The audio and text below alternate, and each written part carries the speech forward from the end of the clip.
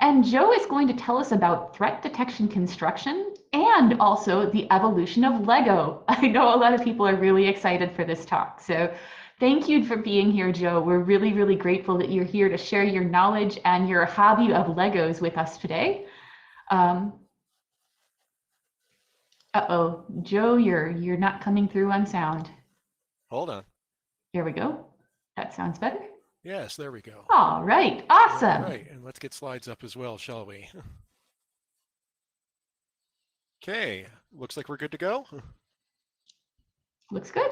All right, well, hey, thank you so much for the introduction, Leslie. It's a pleasure to be a part of this event. I mean, it's a star-studded cast between yourself, having Elle kick things off this morning, and then a number of really awesome talks throughout the day. So really privileged to be here, but enough of that because everyone knows how awesome this is and how privileged it is to be here. Let's talk about threat detection and the evolution of Lego. So first, so hello, who am I? So my name is Joe Slowik. Currently, my day job is leading threat intelligence and detections engineering at Gigamon, so focused on the network side of things. I also do cyber threat intelligence and threat modeling training through a company I founded called Paralis. So that's kind of the banner under which I'm doing this since it is a weekend. Previously, Leslie and I actually had the opportunity to work together when I was at Dragos.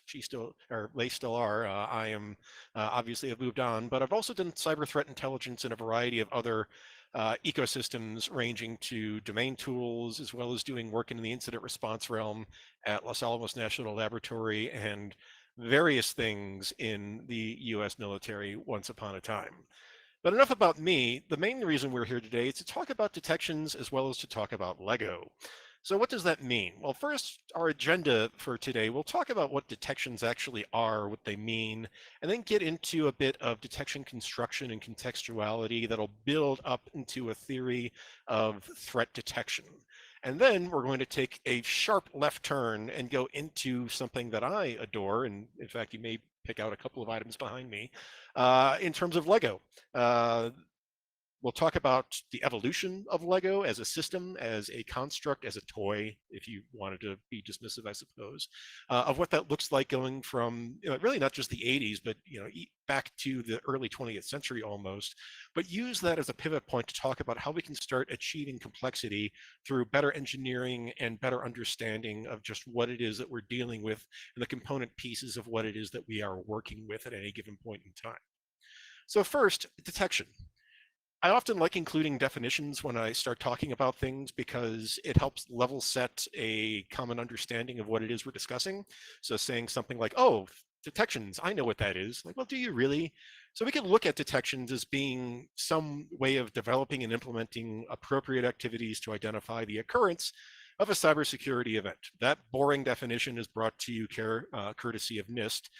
It works well enough, but at least conceptualizes this idea that we're looking for some identifiable item that leads to a warning or a other alert that draws our attention to a given matter, typically with a security focus to it. Now, the problem is that there's detection or there's training around information security, around red teaming, around forensics, around cyber threat intelligence, around industrial control systems. If you start looking for something that's focused on threat detection and detection development, there's really not a whole lot out there. There's certainly training towards different tools that could be used for threat detection. Like if you want to write Zeek modules, or you want to write Suricata rules, or you want to develop Yara or other items, but very little into discussion of just how does this work out in practice and what is an all-encompassing theory of threat detection that we can apply to our organizations. Of course, I say this, and SANS 525 or whatever will come out or next week or something on detection development or something. But for now, we have a market gap, so to speak, and it's a pretty important one because when we think about what drives a lot of our security programs, it's the SOC or incident responders responding to a detection that fires in the environment. And so in practice, what we typically have, and I think this is one of the problems that we have in terms of detection training, is things are typically very vendor or very product focused. So you have a Splunk, you have a QRadar, you have an ArcSight, I'm sorry, you have a EDR product or an NDR product or whatever, and you're operating within the confines of that given solution, and then trying to identify different ways of setting up queries for identifying things of interest or things that are suspicious. And that's all well and good, but the thing is we have to ask ourselves just how useful, how accurate, and how sustainable that methodology might be. Because if we start looking at detections and operations from a very typical perspective, we usually operate from the perspective of flagging something bad. Like if view this IP address, then we wait for it to appear, like, oh, I have network traffic to this atomic indicator or some other item, and then we do something about it. The problem is that a lot of these steps are, if not ill-defined, well, ill-defined would be kind of beneficial. Typically, they're not defined at all. That we develop or practitioners develop some saved search criteria or saved alerting criteria around a situation of interest, but then there's no real background information for why that situation is interesting, let alone harmful. And in passively waiting for it to appear, we cede a lot of initiative to our adversaries to take part in other operations before that single item of interest pops up. And then as far as doing something, we're typically from a detection development perspective, just throwing things over the fence from detections development to security operations, saying, hey, something bad happened, go figure it out. And that all seems a little suboptimal. Because if we start looking at how this functions in practice, the typical detection workflow leaves an awful lot to be desired.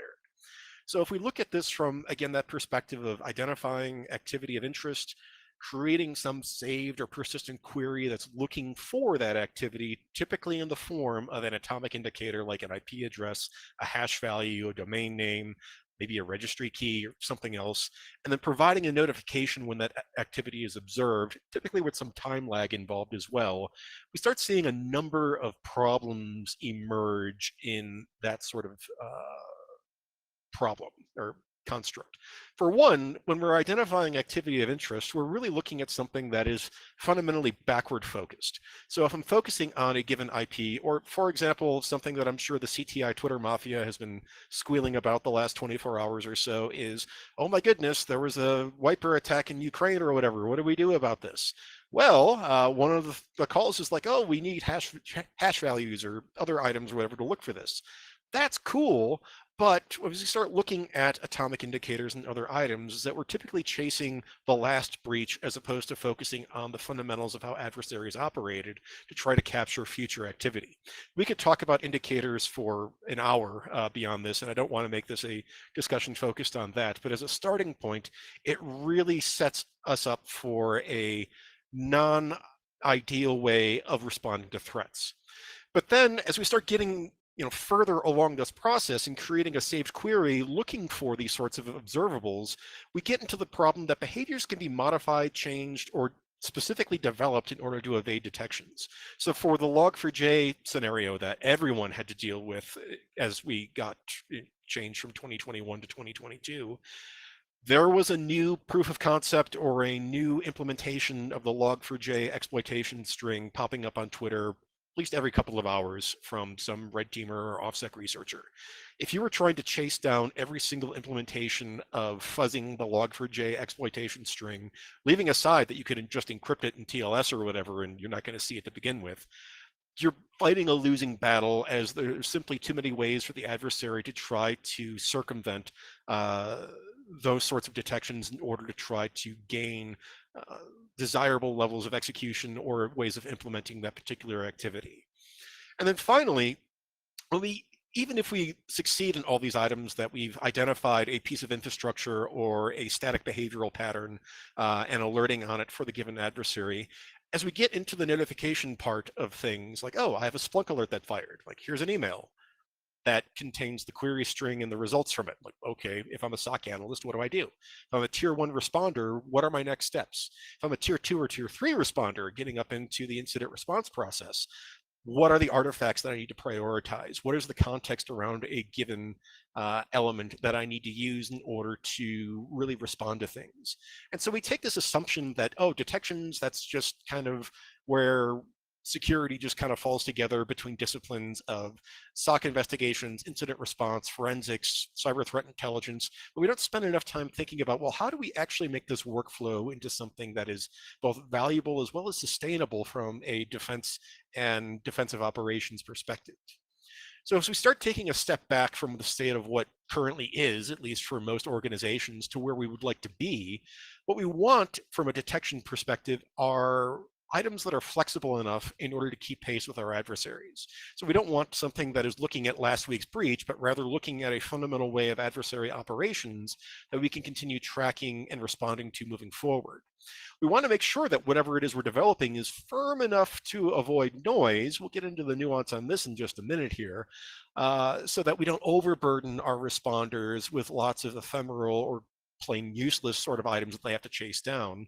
But as part of that process, we also want things to be contextual enough in some fashion that it can inform how we disposition these items when they come across. So that Timmy sitting in his SOC position or whatever is not left in the position where he or she or they are completely blind as far as what their next steps are, but rather they have some idea of like, oh, this falls in this part of the kill chain, or this relates to this sort of adversary or this sort of set of adversary behaviors. Therefore, I should prioritize these data sources, or I should expedite research and evidence retrieval from these ephemeral sources in order to successfully prosecute a given investigation. So diving into these in specific, what is it exactly that we're talking about here? Well, first off, and this is a bias on my end because I am a sort of a cyber threat intelligence practitioner, I guess. I make fun of it all the time on Twitter, so I'm sorry if you've been offended by that, but we have to be a little humble, I think, in our discipline. But having said that, having an understanding of adversary behaviors and adversary operations is pretty vital in developing a sustainable detections process, because in tracking adversary operations, it's not just about performing some like Pokemon collection, gather all the IOCs endeavor, but rather trying to understand fundamental adversary behaviors. So if I'm looking at something like Log4j, what is it that adversaries are actually using or leveraging this exploit for? Dropping crypto miners, installing web shells, going after vCenter instances, understanding the context around how the given technique is used, and then trying to then build detections to reflect how adversaries are evolving and what adversaries are trying to achieve as part of that operation. So looking at this from an intelligence perspective, like, yes, you can yeet out IPs and domains and hash values all day long, that's fine. But if we're trying to add actual value in building a sustainable detection development practice, what we want to do is try to identify what are those persistent items related to adversary operations that we could look for observables on, and then incorporate that into our security tooling and our existing visibility in order to catch those items. That's all well and good, but we have a problem that we have to address as part of this process. Namely, the issue of false positives, but also false negatives, which rarely gets talked about because that's a really troubling subject when you start thinking about it in detail. So false positives, we always talk about in the context of security operations that, oh, false positives suck, they burn out the SOC, we don't want to do these sorts of things, because we're alerting on benign or non-malicious activity and spending resources and running these sorts of things down. And that results in frustration. The SOC doesn't like you. They spit in your coffee. They get burned out. We don't want to live in that area. And so there's always this conception that we want to minimize false positives as part of the detection development process. But it's important to note that this is a double-edged sword, that certainly false positives are one thing that we want to avoid. But in doing so, we have to be mindful of what it is that we're missing. Because a false negative, type 1, type 2 errors, if you want to be very statistical about this, is that we get into false negatives as the dog that didn't bark, missing activity that actually took place. And that results in an intrusion that we didn't catch. And that's really bad. That's where, well, maybe we don't lose our jobs, but maybe the CISO does as a result of something that takes place. So trying to figure out a way of balancing these two perspectives and trying to make sure that we're avoiding false negatives, because we don't want bad stuff to take place that we completely miss. But at the same time, we also don't want to overburden limited security resources to such an extent by having things so broad or so all-encompassing that it's simply impossible to keep up with it. So from a detection development perspective, we need to try to figure out what the sweet spot is for our organization. We'll get to that in just a second. Because before we get to that, I'd also like to talk about this contextuality problem.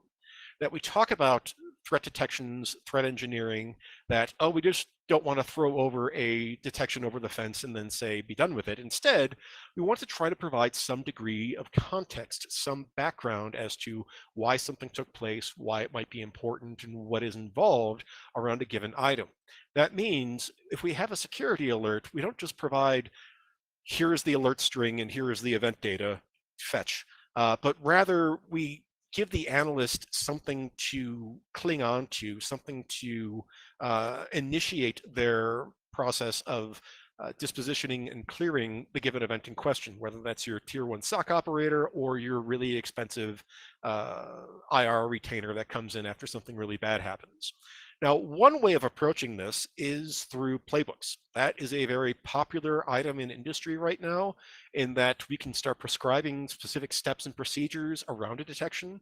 So say detection fires within a management console or within the product space or whatever. It's like, oh, and here's a ticket that links, or a link that translates over into the wiki.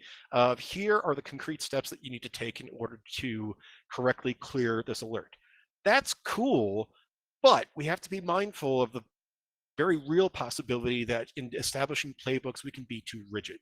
That a playbook, if it is followed from true beginning to end, and end is viewed as being successful or complete on its own, that we may have missed something.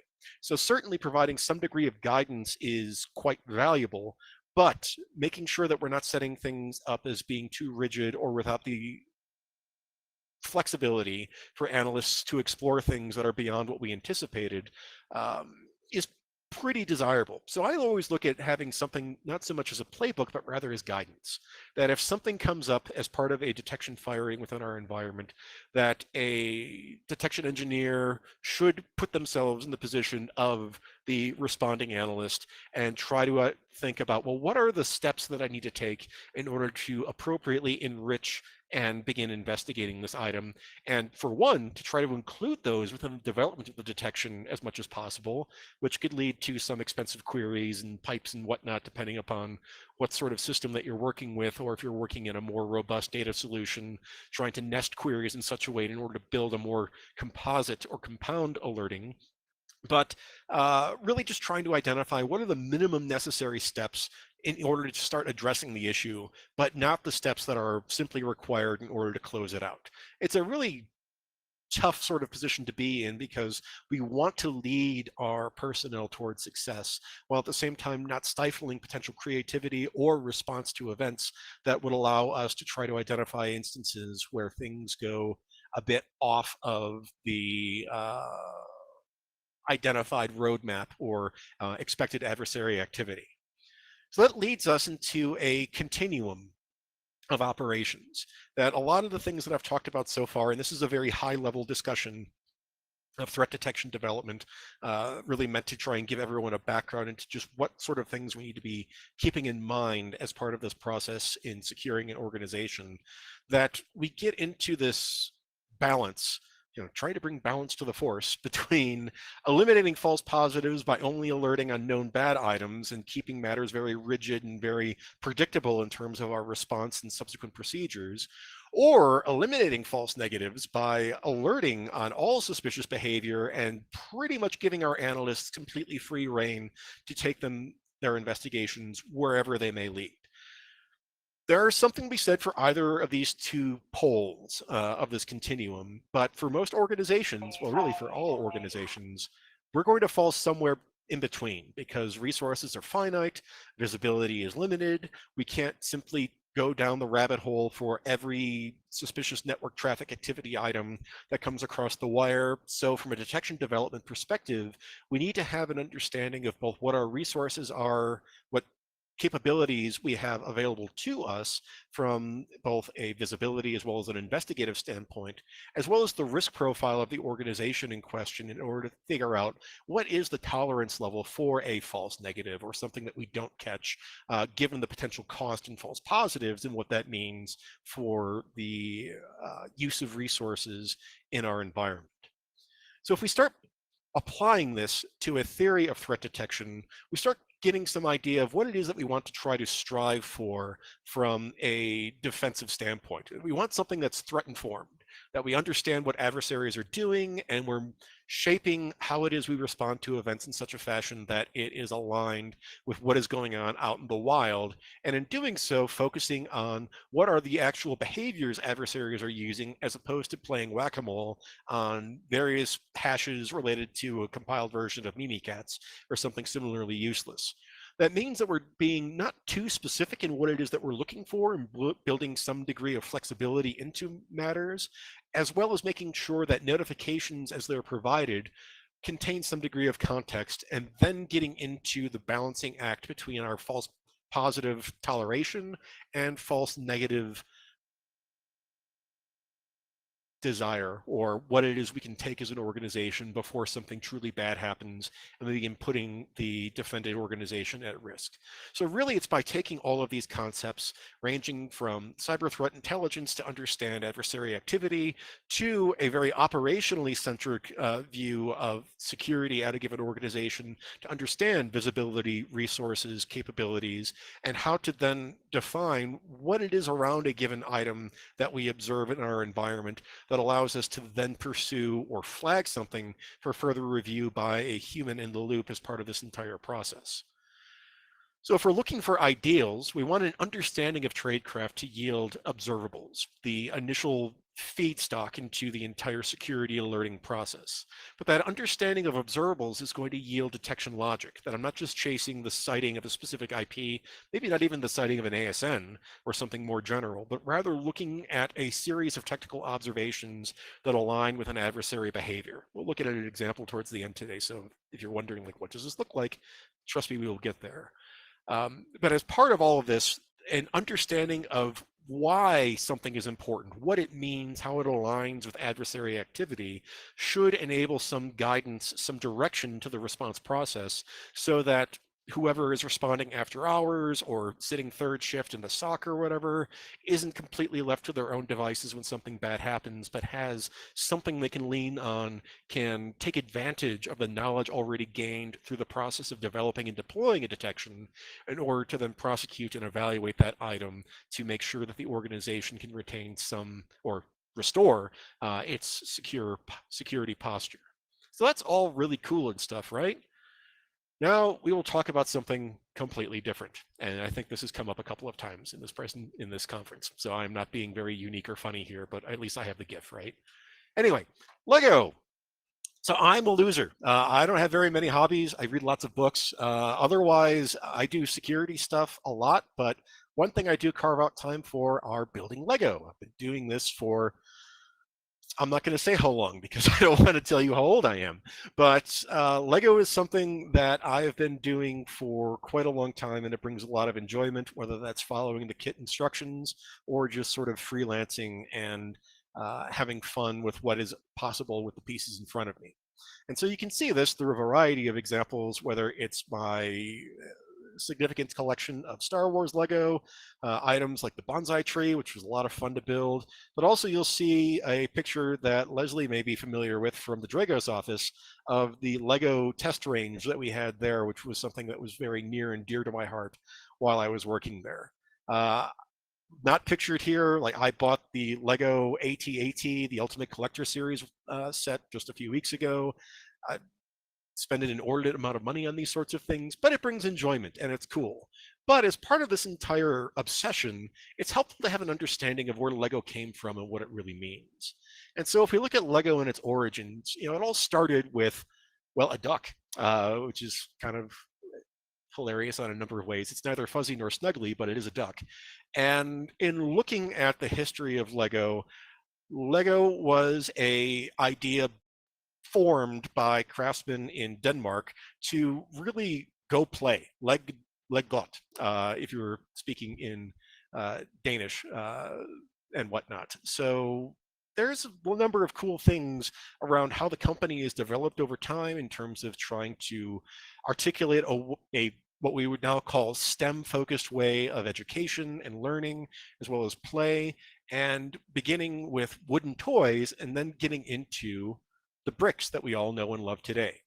So in looking at the bricks, though, we can start seeing something stand out about these items. So if we look at Lego back in the original sort of sense around when the toy developed, we had very blocky sort of designs, things that were built in a very additive fashion without very much use of space or the ability to really get very complex around how designs were put together because things were built by stacking bricks on top of one another. If you go to the Lego Museum in Billund, which I had the opportunity to go to just late last year, which was really cool, you'll see that it was a big deal when Lego introduced the wheel as part of their sets. So it's very much a block-oriented construction design until you get to the last 20 years or so, where Lego as we view it today now becomes less of a exercise in just stacking one brick on top of another, but instead one of building out skeletons of designs and then hanging external pieces off of them to make really complex structures. For example, the Lego Ultimate Collector Series Star Destroyer, which I bought and built, and it took a couple of weeks in order to put that together. You can see it on the floor and where I live or whatever in one phase of construction. But the result that you get is a really complex object at the end that would be damn near impossible to try and construct if you were doing this through a very typical additive block on block structure. Instead, what we're doing is building a skeletal framework, understanding how that framework can support different elements, and then hanging different elements on it in order to build a more complex design. So what the hell does that mean? Well, this gets us into a concept, and maybe this is getting a little off track here, but I think it's important, of transitions in engineering, where we could look at something like the pyramids, which certainly are very complex and are a marvel of human ingenuity and creativity, but still we're talking about lumping really big blocks one on top of one another. And that's pretty much how structures were built for a long time. You could throw columns of different sorts and whatnot in there, but it wasn't really until we got to the 19th century where we started seeing the emergence of the skyscraper. So looking at the development of the Chicago skyline, for example, of seeing the use of materials like steel and other items in order to develop lighter structures that were capable of going higher and allowing for the increased availability of space in terms of design. And we see that as we stretch from something like a 19th century building on State Street in Chicago and getting into some of the fantastic buildings that we can see today, where we have central cores or pillars around which we hang things like glass walls or glass curtains serving as the structure of a skyscraper. Okay, that's really cool, Joe. You know a little bit of architecture or just enough to be dangerous and BS us for a little bit. What's this have to do with Lego or anything else? Well, what it means is that from a results perspective, you can start getting very complex, very interesting designs, such as these items. Actually, this is from the Lego house, also in Billund, which I was able to visit in November this past year. And things like the Lego dinosaurs or the tree of knowledge or tree of creativity, rather, that's sitting at the center of the staircase at the Lego house structure. You can't build those just by doing brick on brick on brick, but rather need to start articulating what is the fundamental structure and the baseline around which I am trying to reach my end goal of some form, some design, whether that be a very interesting looking dinosaur, a massive tree with different villages and whatnot on each branch, or even getting into things like a Star Destroyer or the Death Star, if you're into Star Wars Lego like I am. And it's understanding how these things come together through both pre-planning and understanding the underpinnings behind these things that we can start getting to a point where not just complex, but also more interesting and more complete designs become possible. That's why when you see things like the really interesting Lego constructions from TV shows or in YouTube videos or whatnot, is that you really do have this idea of a skeletal-like structure behind how these things are put together in order to make sure that you're not, for one, not building something that is completely untenable because of the number of pieces required, but also that allows for the efficient use of space, material, and reflection and design to come up with something at the end that is very visually pleasing, like the three dinosaurs at the Lego house. So what did we learn here? Well, we learned that firm foundations and a sound base are pretty much necessary if you want to start building a structure. So if we look back at the Lego Star Destroyer model that I flashed up a little bit ago, we're talking about a central spine with a couple of spokes off of it around which other pieces will hang.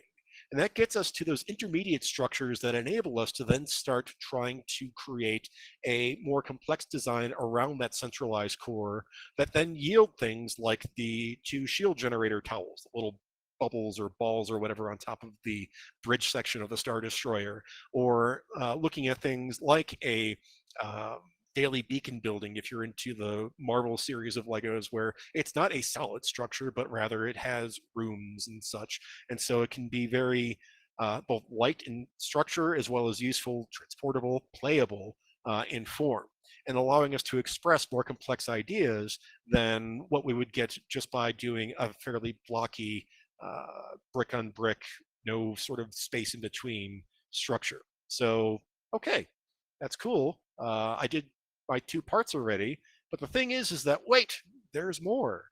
Because this relates to InfoSec and it relates to detection development. Because if we can start constructing a base understanding of how it is that adversaries operate, what adversaries need to do in order to get credential reuse and gather credentials, to achieve lateral movement, to gain PrivSec, privilege escalation within an environment. Well, understanding those fundamental adversary needs and desires and then translating those behaviors into the visible observables related to them, tracking, trying to dump LSAS memory, or trying to brute force credentials within an environment and how that's manifest within logs or different security products, that gives us the capability and the opportunity to start building detection logic around those observables with the contextuality of why that sort of activity matters. So it's not just, hey, bad IP, go look at this, but rather, hey, we identified credential stuffing activity from this address, which is located in a VPS server farm somewhere or whatever. You might want to look at this as a possible initial access vector into our environment. Very simplistic example, but at least starting to get into the multifaceted approach that we need to take from detection development in order to come up with items that are high confidence, reduce the incidence of false positives, and allows the responding analyst to have some context around why it matters and what it is they need to do about these sorts of activities. So in looking at that, we can take this mindset that we see in the development of Lego over the last 20, 30 years, looking at things like the Star Wars Ultimate Collector series, the various Technic sets, which are very complex and very interesting. If you've never put one together, they are pretty cool in order to mess around with, among other structures, and taking this way of understanding how pieces fundamentally fit together in order to then translate that into a way of building threat detections within the products and the visibility that we have at our disposal from a security perspective. So if we're looking at this and building out a detection, I mean, what does this look like in practice? Well, instead of doing something like I want to alert on here's evil hash, whatever, for some kill disk variant or pick a malware family that you like. Well, I don't want to alert on a hash because, as we know from Dave Bianco and others, hashes are trivially easy to modify. So instead, I want to try and identify some way of identifying the malicious or suspicious use of software within my environment. So maybe I start with a hypothesis like, you know what, files that execute from app data user local temp or user app data local temp, that's usually not good. I mean, yes, Chrome installs from there and some other things, which goes into what you're allowing or denying in your environment. But file execution from temp directory, like, okay, that seems like something that could relate to at minimum unauthorized, if not outright malicious activity. But if we built this out as a detection on its own, provided we hadn't had the visibility in the first place, that sucks. It's something, it gives us insight into certain activities that could be used for malicious purposes, But yeah, and comment in chat about like WebEx and meeting apps that drop a little installer or whatever that you have to run every time. You're going to be drowning in noise around these sorts of items. So we need to start building out a framework from this central point of execution in permissible environments on the operating system to figure out like, okay, well, let's say I can contextualize where that binary came from, and it's coming from an unknown or untrusted location. So instead of coming from WebEx or Microsoft or Google or whatnot, it's coming from, and this is no offense to any of these providers, because in fact, a lot of these providers work very diligently to try to clean up their environment, but it's a download from DigitalOcean or Linode or some other OVH, take your pick or whatever. It's like, oh, I have a binary file that's coming from a less than trustworthy area of the internet that's not necessarily associated with enterprise permissible products, and then it's dropping to temp location and executing. Well, now I'm starting to construct a building or a framework around that initial observation, like, hey, things that execute out of temp are kind of weird. Well, they're really weird if they start coming from locations that we don't trust or that we can't assess some degree of reliability around where they originate. But even that could be fuzzy because you see plenty of plenty of software companies that rent out VPS instances or use some AWS instance in order to host updates and whatnot. So like, oh, this still might be a little noisy, but I can start expanding on this even further to look at sort of right of execution activity to say like, you know what, when I start seeing these three items correlated with one another, binary downloaded from some untrusted location, execution within the user's temp directory, and then followed temporally by either directly related to the process executing, if I can have visibility for that, or temporally I identify network traffic shortly after that execution to a similarly unknown or untrusted network resource. Well, now I'm cooking with something that has some legs to it and that can identify a sequence of individual observables that tie together into an overall structure of a security alert that provides some context for my responding analyst if they see that, like, oh, it looks like I'm identifying a downloader here. I should see, like, did it execute? What came down from that follow-on communication? And similar sorts of steps. But also establishing enough sort of visibility around items so that I can significantly reduce my false positive my number of false positive incidents, while also ensuring that I'm capturing activity of interest that are part of an adversary's infection chain. And again, this is a really simplistic example. There are carve-outs and exceptions to this entire process, depending upon your environment, who your vendors are, and what sort of other systems that you're using.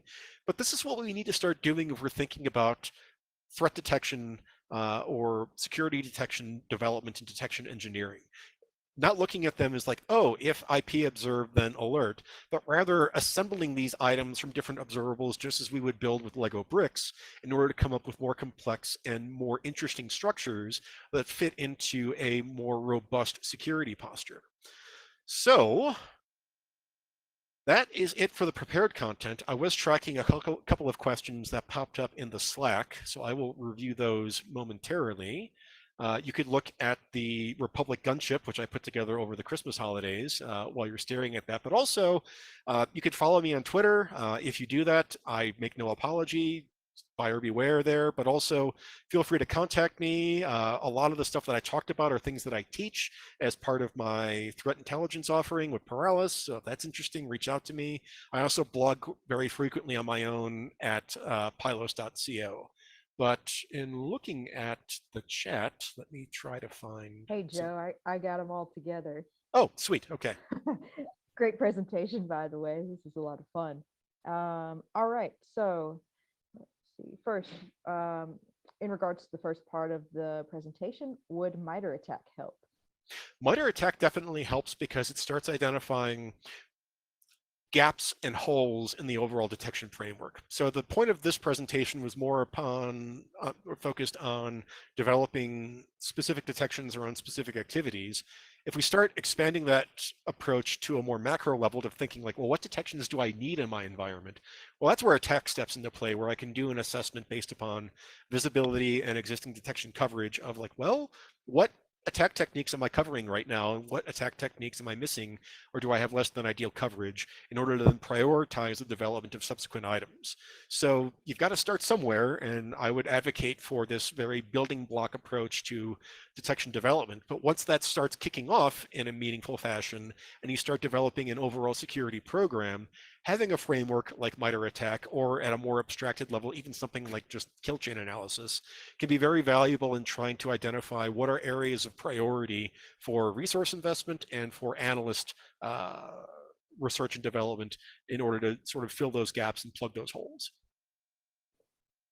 Great, thank you.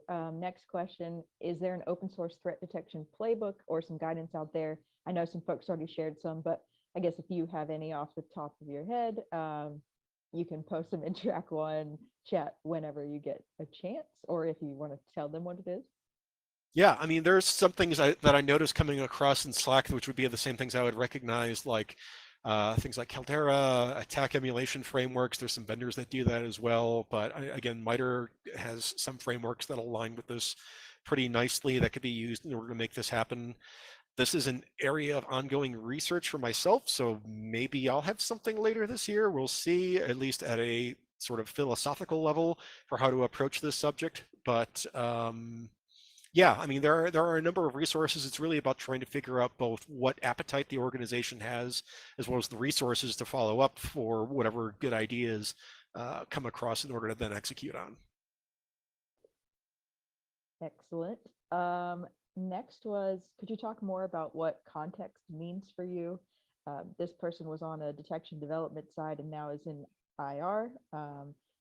They can't analyze the incident if they don't know what they're catching and what you're missing with the established detection. So sometimes that needs to be very detailed. Yeah, I mean, a bit of all of that. You know, one of the points that I started off with is that detection development seems like it's just an assumed competency when it comes to security, that outside of building tool-specific items, there's very little in terms of education or theory behind how it is these items get constructed and why they should be constructed in certain ways.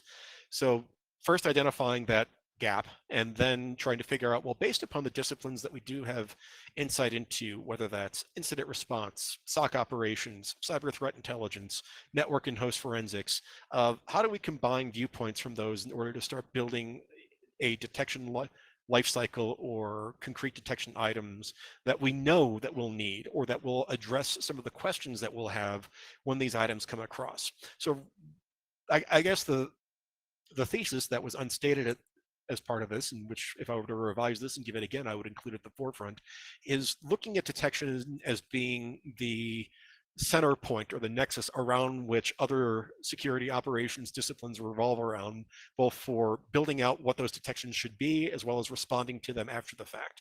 And ignoring that discipline is really to our detriment, because this is really the driving factor beyond third-party external notification that, hey, you have a breach, of how we figure out that something bad is going on. And that we've underinvested, in my opinion, in this discipline is pretty tragic. And we need to start fixing that. Okay, now over to the Lego questions.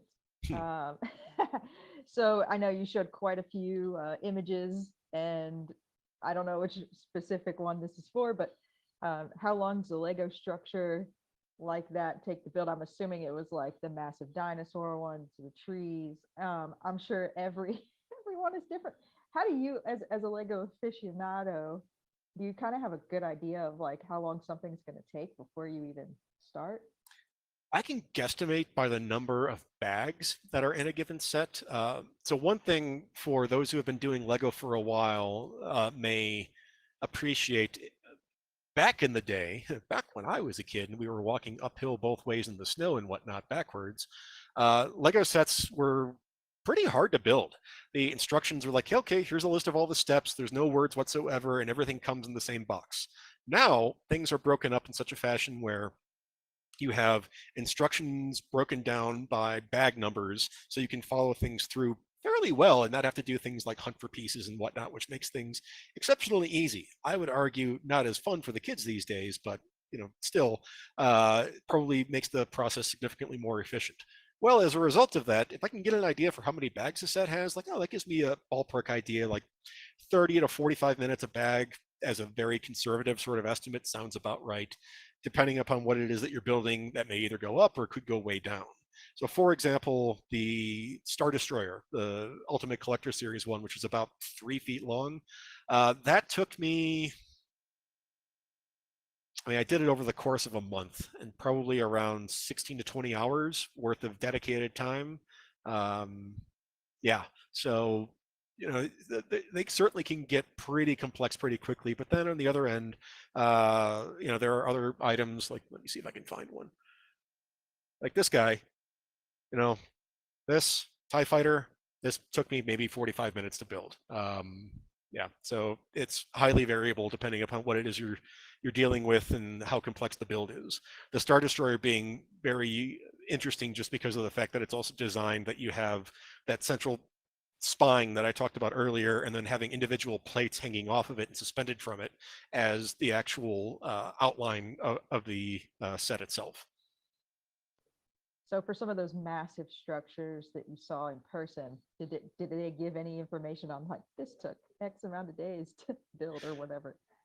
You know, I don't recall seeing that. I did get some insight on the Tree of Creativity that took something like a couple of weeks in order to build that out, and it took several months prior to that in order to actually design the structure. One of the cool things, if anyone is a complete Lego nerd like I am, you need to get to Billund. It's a fun little town. There's not a whole lot going on there. There's 2 bars, so you know, don't go there for the nightlife. But you can go see things like the Lego Design Studio, where people actually come up with these kits and get an insight in just what it means to develop a Lego set from just selection of pieces into a concrete object and just how long that takes. So as we start looking at something like the dinosaurs or the Tree of Creativity, yeah, construction, couple of weeks of dedicated man or person time or whatever in order to pull that off. But then behind the scenes, we're talking months upon months of design activity in order to figure out just how to construct these sorts of items to come up with the finished product. Great. And then lastly, what is your take on Lego's axle gate?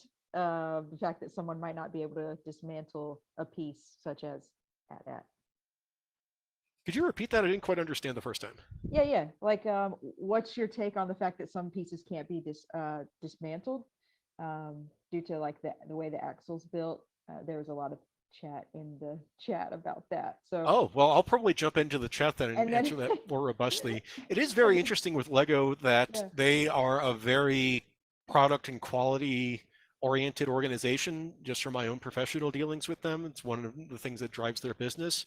And so from their perspective, while there's certainly intellectual property facets to that discussion, I know from the standpoint of the people who were there that it's also a question of trying to ensure a consistent and high quality experience for people as they interact with the items, which is why, you know, it's been a big deal trying to transition Lego from the existing sort of ABS style plastic that they use to guarantee the long life of the bricks towards something more eco-friendly, but that retains the same tactile and experience and durability as the legacy items. So yeah, from a maker perspective, it kind of stinks not being able to reverse engineer everything, but I think that there's good intentions behind that, at least to a certain extent. absolutely. Well, thank you, Joe. This was great. If anyone else has any additional questions, Joe will be in the chat. Okay, sounds good. Thanks, everyone. Thank you.